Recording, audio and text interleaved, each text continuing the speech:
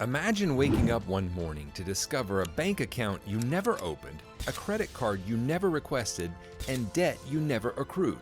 This wasn't a nightmarish dream for millions of Americans. It was a harsh reality orchestrated by the very institution entrusted with their financial security, Wells Fargo.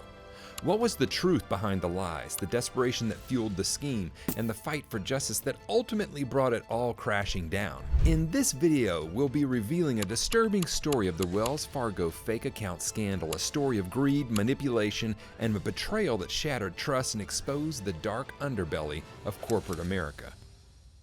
Wells Fargo, a giant in the world of finance, boasts a great $1.78 trillion in assets and a history stretching back almost 200 years to 1852. With such size and longevity, you might expect them to be a pillar of respect and trust. But here's the surprising truth.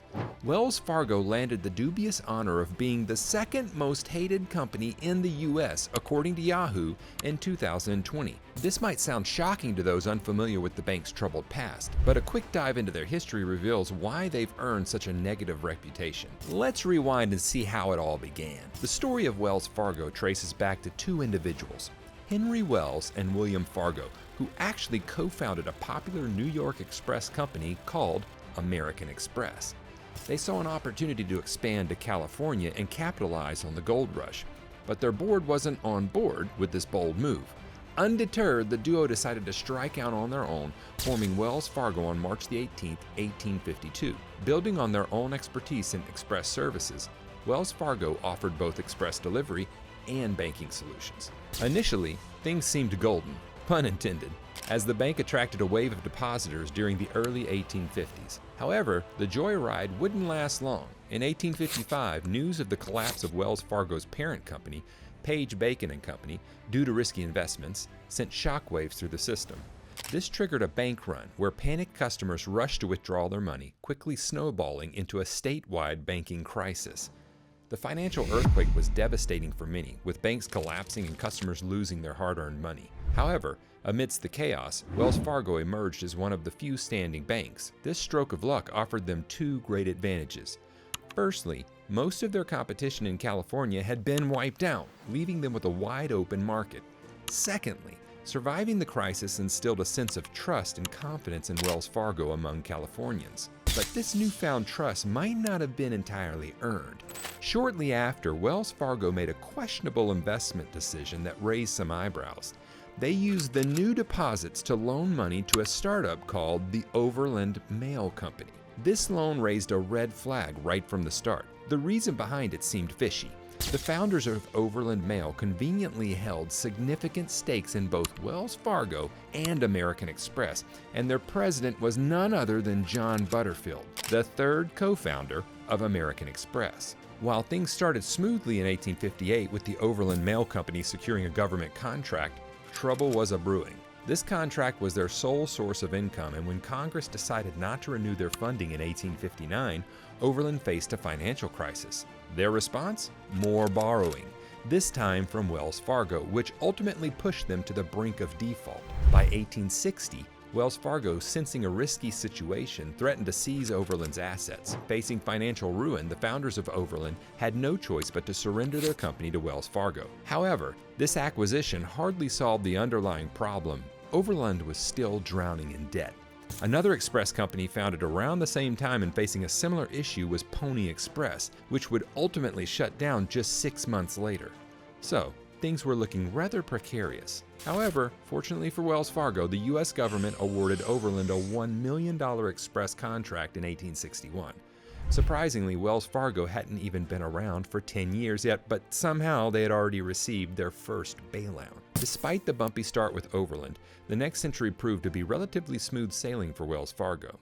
Throughout the 1800s, they focused on expanding their highly profitable express business. For example, in 1869, they secured exclusive rights to the Central Pacific Railroad for a decade by acquiring the Pacific Union Express Company for a hefty sum. This deal, however, came with a twist. The leader of Pacific Union, Lloyd Tevis, would take the reins as Wells Fargo's president. William Fargo saw this as a long-term benefit for the company and stepped down, returning to his roots at American Express.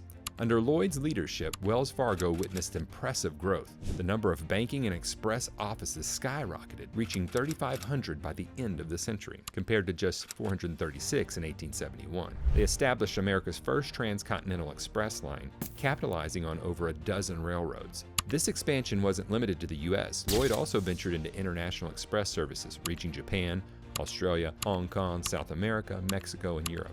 Additionally, Wells Fargo entered the money order business, marching into the 20th century with a diversified portfolio. However, the early 1900s weren't all sunshine and rainbows for Wells Fargo. In 1906, a devastating earthquake hit San Francisco, destroying their national bank building. While the bank's vault remained intact, rebuilding efforts required significant resources. On the upside, this disaster also led to a surge in investment as individuals and businesses rebuilt their properties, leading to a substantial increase in capital for Wells Fargo.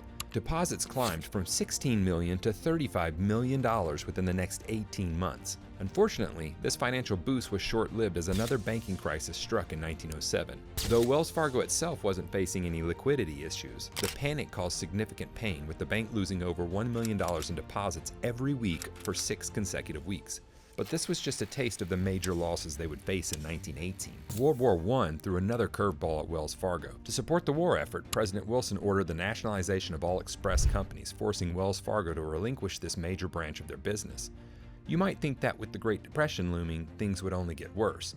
But in actuality, this wasn't the case. The bank's president at the time, a cautious investor named Frederick Lippmann, chose to reinvest all their profits into trusts instead of the volatile stock market. As a result, Wells Fargo not only weathered the Great Depression, but emerged unscathed. They even used their financial strength to help struggling institutions, and their deposits actually increased by $2 million during the nationwide bank closure of 1933. This impressive performance cemented Wells Fargo's reputation for stability and earned them widespread trust and respect. Regrettably, it wasn't long before both employees and executives began exploiting this trust. A significant blow to the company's reputation occurred in January 1981 when Judith Allen McLarty, during a routine check of Wells Fargo's accounts, discovered a discrepancy of $21.3 million.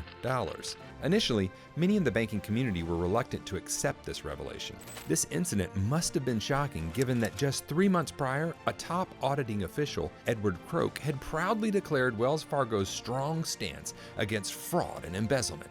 However, it turns out that between 1978 and 1981, an employee named Lloyd Benjamin Lewis had been engaging in fraudulent activities. He created fake debit and credit receipts to Sam Marshall, the president of Muhammad Ali Professional Sports, funneling $21.3 million through this scheme. Lewis himself pocketed $300,000 from the illicit gains. Eventually, Lewis pleaded guilty and cooperated with authorities, testifying against his co-conspirators. Even with all of the red flags raised by this major fraud, no executives faced charges. The timing of the discovery was also questionable, as it took several years to uncover a scheme that wasn't actually particularly complex. So, Lloyd's fraud wasn't super complex, but it caused a big stir. Interestingly, even though CEO Richard Cooley wasn't charged, he still stepped down in 1982.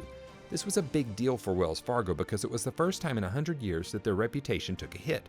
And because of this scandal, the bank started seeing its deposits stall after years of growth. To compensate for this sluggish growth, Wells Fargo shifted their focus back to acquisitions.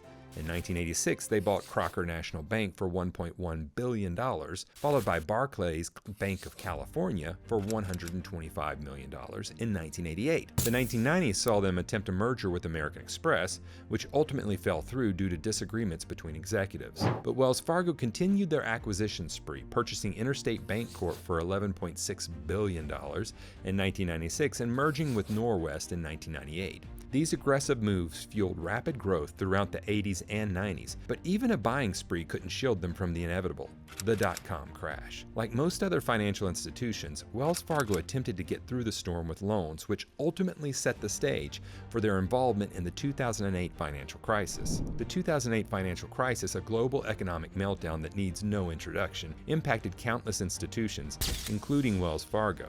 Many banks, including giants like Lehman Brothers and Bear Stearns, engaged in risky lending practices, ultimately leading to their downfall. The government, in a move still debated today, bailed out struggling banks, including Wells Fargo, who received $25 billion.